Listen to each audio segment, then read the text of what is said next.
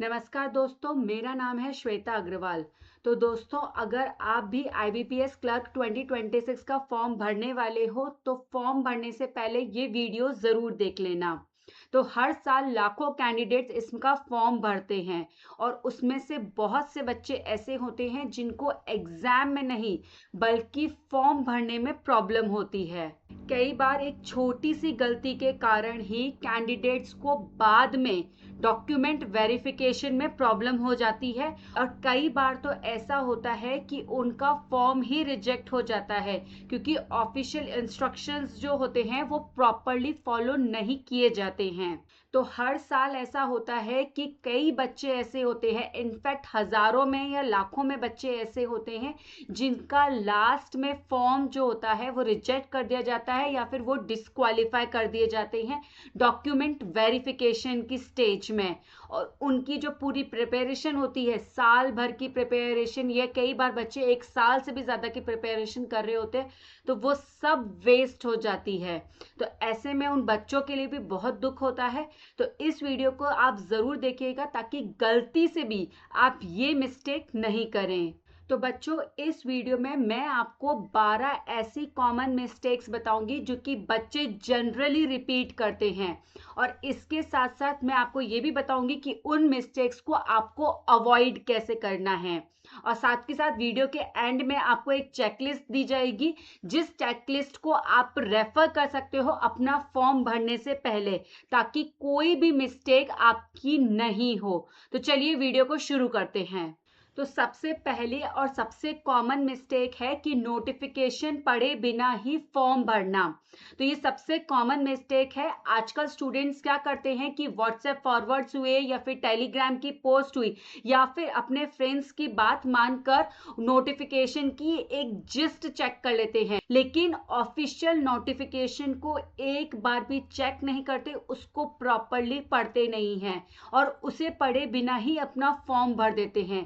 तो ये गलती आपको बिल्कुल नहीं करनी है, चाहे आपको कोई भी सर्कुलर मिल जाए, कहीं से भी व्हाट्सएप फॉरवर्ड पे आ जाए नोटिफिकेशन, लेकिन आपको ऑफिशियल वेबसाइट पर जाकर किसी भी गवर्नमेंट एग्जाम, मैं केवल आईबीपीएस क्लर्क की बात नहीं कर रही, किसी भी गवर्नमेंट एग्जाम की अगर आप दे रहे हो तो उसका ऑफिशियल नोटिफिकेशन आपको पहले जरूर चेक करना है।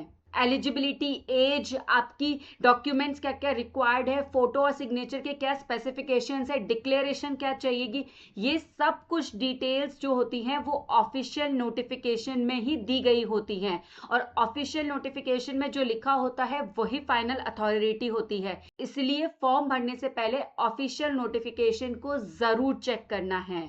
दूसरी मिस्टेक है कि कई बार बच्चे अपनी एलिजिबिलिटी प्रॉपर चेक नहीं करते हैं। तो नोटिफिकेशन में अपनी एलिजिबिलिटी को प्रॉपरली चेक करिए कि क्या ग्रेजुएशन कंप्लीट होनी ज़रूरी है या फिर फाइनल ईयर के स्टूडेंट्स भी अप्लाई कर सकते हैं, क्या आपकी एज लिमिट के अंदर आती है, और अगर आप रिजर्वेशन क्लेम करना चाहते हो तो आपके पास में प्रॉपर कैटेगरी का सर्टिफिकेट है, डॉक्यूमेंट प्रूफ्स हैं।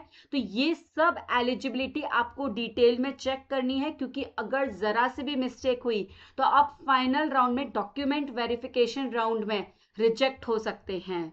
अब आईबीपीएस क्लर्क की एज लिमिट की बात करें तो उसमें अप्लाई करने की एज लिमिट 20 से 28 वर्ष की है। ये जो एज लिमिट है वो 1 अगस्त 2026 की कट ऑफ डेट के हिसाब से कैलकुलेट की जाएगी, यानी कि आपका बर्थ जो है वो 2 अगस्त 1998 से पहले नहीं होना चाहिए और ना ही 1 अगस्त 2006 के बाद में होना चाहिए। तो अगर आपकी डेट ऑफ बर्थ में 2-4 दिन का भी इधर उधर है, आप उससे पहले हैं, 2 अगस्त 1998 से पहले है या फिर 1 अगस्त 2006 के बाद में है और 2-4 दिन का भी मार्जिन है, तो भी आपका फॉर्म रिजेक्ट हो सकता है। इसलिए अपनी एज जो है वो प्रॉपरली चेक कर लीजिए। अगर आप रिजर्वेशन क्लेम कर रहे हो तो एग्जैक्ट कास्ट कैटेगरी के अकॉर्डिंग रिजर्वेशन भी जरूर चेक कर लीजिए। अब एजुकेशन की बात करें तो इसमें ग्रेजुएशन होना जरूरी है। किसी भी स्ट्रीम से अगर आप ग्रेजुएट हो तो आप अप्लाई कर सकते हो, लेकिन कुछ बच्चे ऐसे होते हैं जिन्होंने फाइनल ईयर का एग्जाम दिया होता है और जिनका रिजल्ट नहीं आता है, तो वो सोचते हैं कि वो भी अप्लाई कर सकते हैं। तो बच्चों ऐसा नहीं है। अगर आप फाइनल ईयर में हैं और आपका रिजल्ट जो है वो कट ऑफ डेट तक नहीं आया है तो आप इसमें अप्लाई नहीं कर पाओगे। तो एक बार आप ये चीज़ ज़रूर चेक कर लीजिए आपके रिजल्ट की डेट और कट ऑफ डेट प्रॉपरली है कि नहीं है। अप्लाई करने से पहले आपके पास में आपकी डिग्री या फिर प्रोविजनल डिग्री होनी ज़रूरी है। थर्ड मिस्टेक है कैटेगरी गलत चूज कर लेना। तो कई बार जनरल की जगह बच्चे ईडब्ल्यूएस कैटेगरी सेलेक्ट कर लेते हैं, ओबीसी की जगह ओबीसी एनसीएल कैटेगरी चूज कर लेते हैं। तो ये कैटेगरी अगर आपने गलत चूज कर ली है तो किसी भी रिक्रूटमेंट, केवल आईबीपीएस नहीं, किसी भी रिक्रूटमेंट में आप बाद में चेंज नहीं कर सकते हैं। इसलिए एक बार ऑफिशियल नोटिफिकेशन प्रॉपरली चेक कर लीजिए और आपके डॉक्यूमेंट्स में क्या एग्जैक्ट कैटेगरी है उसके अकॉर्डिंग ही अपना फॉर्म फिल करिए। मिस्टेक नंबर 4 है ओबीसी और ईडब्ल्यूएस के सर्टिफिकेट का कंफ्यूजन। तो ये बहुत से बच्चों को कंफ्यूजन होता है। कई बच्चों के पास में स्टेट सर्टिफिकेट होता है और उनको लगता है कि हर रिक्रूटमेंट में ये सर्टिफिकेट वैलिड होगा, ये अप्लाई हो जाएगा। लेकिन बच्चों ऐसा बिल्कुल नहीं है। बच्चों हर नोटिफिकेशन में ये डिटेल में स्पेसिफाई किया होता है कि किस फॉर्मेट में उनको सर्टिफिकेट चाहिए, चाहे वो ओबीसी का सर्टिफिकेट हो या ईडब्ल्यूएस का सर्टिफिकेट हो, और उसकी वैलिडिटी कब तक होनी चाहिए। तो आप ऑफिशियल नोटिफिकेशन जरूर चेक करिए और उसके अकॉर्डिंग ही अपना सर्टिफिकेट प्रिपेयर करवाइए। अगर आपको सर्टिफिकेट में कोई प्रॉब्लम होती है कि किस तरीके से सर्टिफिकेट जनरेट कराना है, क्या चीज है, तो मुझे कमेंट करके जरूर बताइए, मैं इस पे आपको डिटेल में जरूर बताऊंगी। पांचवी मिस्टेक है नेम मिसमैच। तो जो आपका नाम है वो आपके 10th के सर्टिफिकेट, ग्रेजुएशन के सर्टिफिकेट, आइडेंटिटी प्रूफ और एप्लीकेशन फॉर्म, इन सब जगह पे जहां तक पॉसिबल हो कंसिस्टेंट होना चाहिए, एक समान होना चाहिए। बच्चे क्या करते हैं कि कहीं पर किसी डॉक्यूमेंट में उनके नेम के इनिशियल्स होते हैं, जैसे अगर राहुल कुमार नाम है तो किसी आईडी प्रूफ में उसका नाम आरके लिखा होगा और कहीं राहुल कुमार पूरा लिखा होगा। तो ये एक बहुत बड़ी प्रॉब्लम होती है। कई बार स्पेलिंग्स की मिस्टेक होती है, राहुल में 2 एल लगा होगा लास्ट में, कहीं पे एक सिंगल एल लगा होगा। तो अगर आपकी स्पेलिंग मिस्टेक्स है, इनिशियल सरनेम है, कहीं पे सरनेम पूरा होता है राहुल कुमार गुप्ता, तो ये अगर कहीं पे राहुल कुमार लिखा हुआ है तो इस तरीके से अगर आपके नेम मिसमैच है तो मैं आपको ये जरूर कहूंगी कि अपने डॉक्यूमेंट्स को करेक्ट करवाइए, नोटिफिकेशन को प्रॉपर चेक करिए उसकी रिक्वायरमेंट्स क्या है, क्योंकि अननेसेसरी डॉक्यूमेंट वेरिफिकेशन के टाइम पे आपको ये प्रॉब्लम हो सकती है, फिर आपका प्रोसेस डिले हो सकता है। तो इस तरीके के कंफ्यूजन से बचिए और इस चीज को ठीक कर लीजिए जहां तक पॉसिबल हो सके। 6th मिस्टेक है ग्रेजुएशन डिटेल्स गलत कर देना। तो कई बार बच्चे क्या होते हैं, अपनी परसेंटेज गलत लिख देते हैं, सीजीपीए का कन्वर्जन गलत कर देते हैं। बहुत से बच्चे होते हैं जो कि सीजीपीए का कन्वर्जन गलत कर देते हैं। तो इसका फॉर्मूला जो होता है वो मोस्टली नोटिफिकेशन में दिया हुआ होता है या फिर जनरली एक्सेप्टेड फॉर्मूला होता है, तो उसी अकॉर्डिंग आपको अपनी सीजीपीए कन्वर्ट करनी है। इसके अलावा कई बार बच्चे अपना पासिंग ईयर, अपनी यूनिवर्सिटी की डिटेल्स, ये सारी जो जनरल इंफॉर्मेशन है वो तक गलत भर देते हैं, जिसके कारण उनका फॉर्म रिजेक्ट हो सकता है। तो आप गैस वर्क बिल्कुल मत करिए, अपने रिकॉर्ड से, अपने जो ग्रेजुएशंस के आपके पासिंग सर्टिफिकेट्स हैं, डिग्री है, उसके अकॉर्डिंग ही इसमें डिटेल्स भरिए। नेक्स्ट मिस्टेक है फोटो अपलोड में गलती करना। तो कई बार बच्चे पुरानी फोटो अपलोड कर देते हैं, तो ऐसा बिल्कुल नहीं करना है। आपको अपनी रीसेंट फोटो अपलोड करनी है, स्पेसिफिक डायमेंशंस जो कि नोटिफिकेशन में दिए गए हैं उसके अकॉर्डिंग ही अपलोड करनी है। और आपका जो फेस होता है वो फोटो में प्रॉपरली विजिबल होना चाहिए। तो आपका स्कैन प्रॉपर होना चाहिए, आपकी फोटो अच्छी होनी चाहिए, फोटो क्वालिटी अच्छी होनी चाहिए, ताकि आपका फेस जो होता है वो प्रॉपरली विजिबल हो और प्रॉपर डायमेंशंस में फोटो होनी चाहिए। इसी तरीके से बच्चे कई बार सिग्नेचर अपलोड में भी गलती कर देते हैं। तो या तो वो सिग्नेचर्स को टाइप कर देते हैं या फिर कैपिटल लेटर्स में अपना नाम लिख देते हैं या फिर अलग अलग जगह पे अलग अलग सिग्नेचर्स कर देते हैं, जो कि उनको खुद को बाद में याद नहीं रहता कि उस पर्टिकुलर फॉर्म में उन्होंने कैसे साइन किए थे। तो आप जनरली एक ही साइन रखिए, अपने एक ही तरीके से सिग्नेचर करिए, अपनी रनिंग हैंडराइटिंग में करिए और उसी सिग्नेचर्स को सब जगह करिए, ताकि आगे चल के डॉक्यूमेंट वेरिफिकेशन पे भी आपके सिग्नेचर्स कंसिस्टेंट रहे और कहीं से भी कोई इरेगुलरिटी नहीं हो।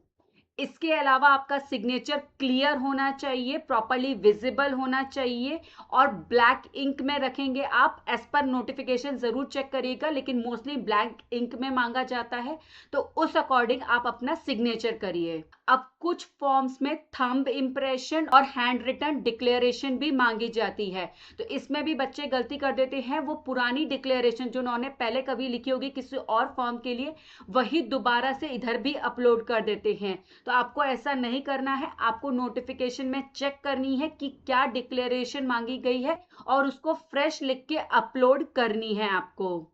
तो कोई भी चीज आप अपलोड कर रहे हो, चाहे आपकी फोटो हो, साइन हो, थंब इंप्रेशन हो, डिक्लेरेशन हो, तो उसके लिए सबसे पहले आप नोटिफिकेशन से उसका पिक्सल साइज क्या रहेगा, फाइल का साइज क्या रहेगा, फॉर्मेट क्या रहेगा, किस फॉर्मेट में आपको अपलोड करनी है, ये सारे नोटिफिकेशन चेक कर लीजिए, उनको नोट डाउन कर लीजिए और उसी अकॉर्डिंग अपने डॉक्यूमेंट्स प्रिपेयर करिए। 9th मिस्टेक है रॉन्ग मोबाइल नंबर या ईमेल आईडी डालना।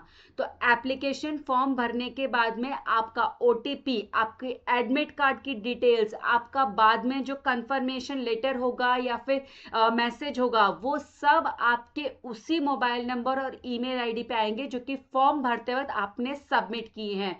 तो इसके लिए मैं आपको ये कहूंगी, आप वही मोबाइल नंबर और ईमेल आईडी डालिए फॉर्म भरते वक्त जो कि आपका एक्टिव है और हमेशा आपके पास में रहने वाला है। अब जो 10th मिस्टेक है वो है बैंक प्रेफरेंस सेलेक्ट करने में गलती। तो आईबीपीएस क्लर्क में भी आप अपने बैंक की प्रेफरेंसेस डिसाइड कर सकते हैं। इस बार 11 बैंक्स हैं जो कि आईबीपीएस क्लर्क में पार्टिसिपेट कर रहे हैं।